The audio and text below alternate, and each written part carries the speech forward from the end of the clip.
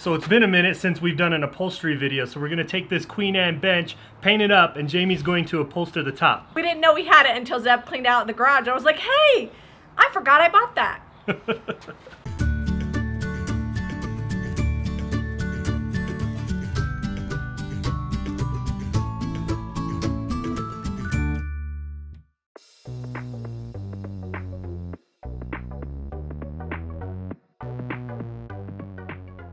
Now that I've got the top off, I've just got a damp cloth. It's got some dish soap in the water.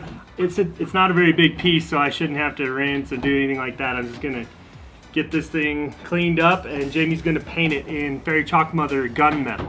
Mostly I'm just wiping the dust off. I've got my Palm Pro, and I'm gonna paint with Fairy Chalk Mother in gunmetal. It's like a really dark, smoky gray. It's the same color we used on our front door.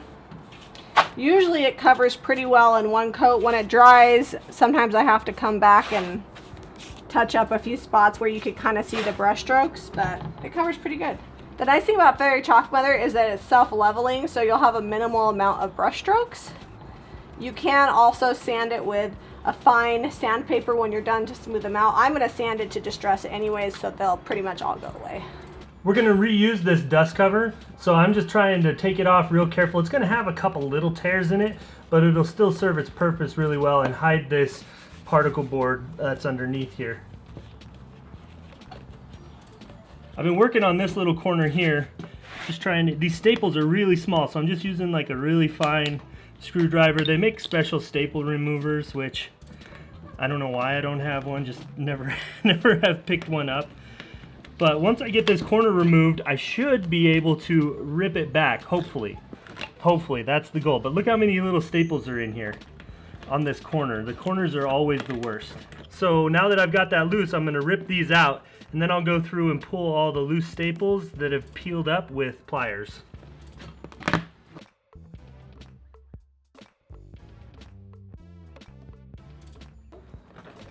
Sometimes, if I can get a hold of the fabric, I'll just grab it and roll the staples out, and this works really well too. This is Jack's favorite job. He loves pulling the staples out after we're done. He usually gets a big old pile of them. I'm working with my dad and I have yellow glasses on. What kind of pliers are those? Needles. That you hold it. So you get it and you roll. Remember how I showed you? You grab it and then you roll. Grab it and roll. Keep rolling. Keep rolling. Boom, got it. Yeah. Good thing you're wearing safety glasses. Yeah. Protects your eyes. Boom! Boom, baby. Boom. Boom, baby. Good job, Jack. Next, I'm just going to lightly distress this. You can kind of see that the brush strokes are minimal and it lays pretty flat. That's because Fairy Chalk Mother has a self-leveling agent in it. I get asked a lot about what the difference is between the paints that I use, and a huge difference between the Fairy Chalk Mother and the DIY is the DIY is going to help you build up more texture, and the Fairy Chalk Mother is going to lay flatter if you're doing like a single color and you want less texture. So this is 2-coat coverage. I actually did 1 coat and then I just came back on the 2nd coat, and anywhere where I could see like streaks from my brush, I put a 2nd coat and it was good to go.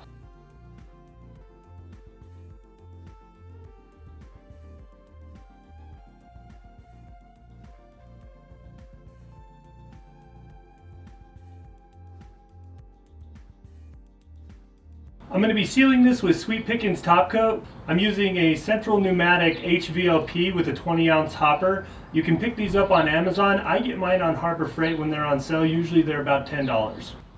One thing to note, when you're spraying the Sweet Pickins top coat, it's going to look like it's going on white and splotchy. Don't worry, it levels out and it dries clear. A couple coats and you'll have really good coverage. Lay down and then you can get in the shot. We're down here on the floor getting ready to cover this. We've got this grain sack here. We sell them at my retail space in Lehi. We use them a lot for upholstery.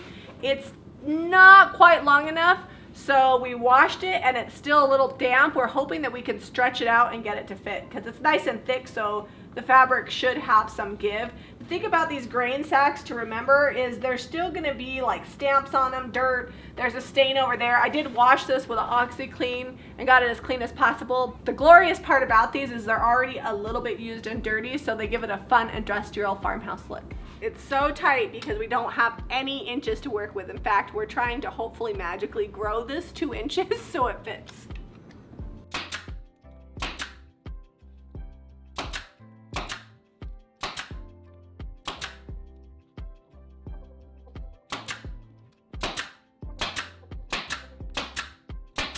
All right, Zeb. Now we gotta flip it and do this side.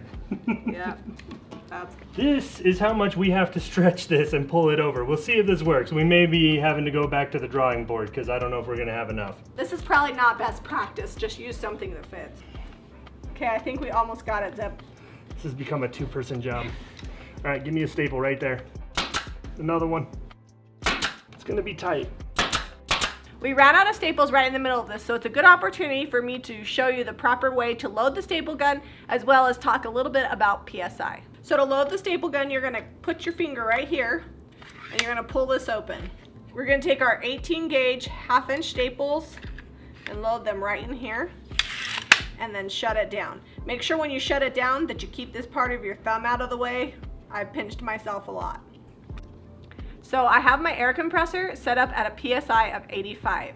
Your project might vary, so test out a few pieces. Depending on the thickness of your fabric and how hard your wood is, you may have to adjust the PSI one way or another. If you're stapling it and the staple is going through your fabric and it's not holding it, then it's too high. And if you're stapling it and the staple is sitting up from the wood and not going down in, then your PSI is too low.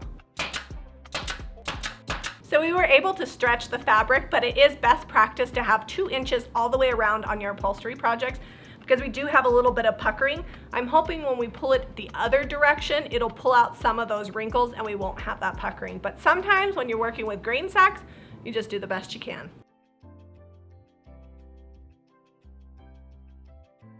We're using this line as a guide. Hopefully it's straight on both sides. We'll see when we flip it over.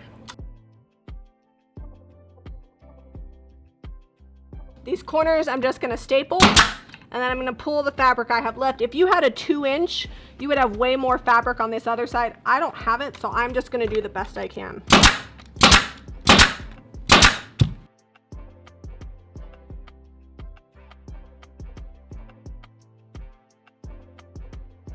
So I'm gonna take this extra and cut it off right along my staple line, and if there's enough, I might go ahead and do some long lumbar pillows with the stripes. I try to not waste any of the grain sack when I'm doing upholstery.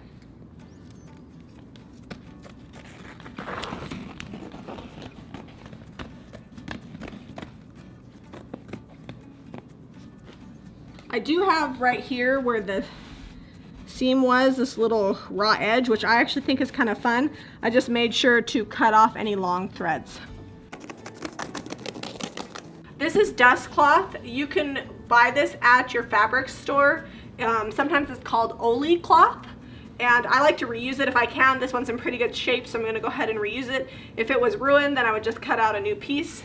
It just gives it more of a finished look. And once we put the bench back on here, it's gonna hide a lot of the staples and things with the ledge of the bench.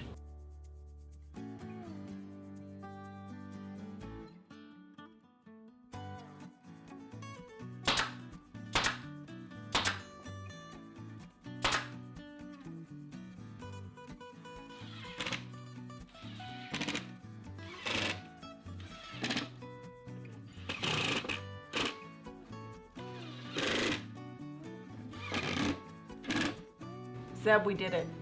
I know, we managed to stretch this fabric about 2 inches. It's a good thing it's thick and tough. Yeah, you couldn't stretch every fabric 2 inches, but this fabric is so tightly knit and thick that it can hold up to that without looking puckered and wrinkled. We took our chances. I think it turned out great. Another option, if your grain sack isn't the right size, is you can take and sew drop cloth around the edges. Yeah. It gives you more to pull with, and it gives you more of a similar fabric if it's going to be showing. I'm lazy, so we tried this first. Minus the stamp, this is basically drop cloth. Yeah, it's a very similar fabric. I do also love how flat the Fairy Chalk Mother laid. I'll get Zeb to give you some close-ups. It actually looks, especially after we sanded it, like it was sprayed on. It really leveled out very smooth. Yeah, if you're wanting a really nice, neat finish, especially if you're brushing, you don't have the option to spray, the Fairy Chalk Mother is awesome. For our products that we used today, we used a grain sack. We do sell these in our shop at Lehi. If you'd like to get your hands on one, you can call them and we can ship them. The phone number we'll put in the comments below. We don't always have them, and you know, they come in and out depending on what I can find, but you're welcome to call the shop. Just let them know what you want. They can send you pictures, and shipping is an extra $6 a grain sack. Disclaimer, they will have stains on them. They won't come out. So they'll get a little bit cleaner. I do suggest washing your grain sacks with OxiClean, good detergent, and Downy softener. It will make them better to work with, but the stains are part of the charm. They are actual legit industrial grain sack. All right, so here's a rundown of the products we use. We use Fairy Chalk Mother in gunmetal, Sweet Pickins in the top coat, and we also use the Palm Pro to put the paint on. It works really good when you've got flat surfaces, not a lot of detail. The Fairy Chalk Mother now comes in 8, 16, and 32 ounces. A project like this would take about 8 ounces. Yeah. And if you were brushing on a top coat, I think a sample of top coat would be enough. If you have friends that like to do upholstery, be sure to share this video. Hit that notifications bell so you're not missing any of our future videos. Give us a thumbs up and subscribe to Jami Ray Vintage for more DIY.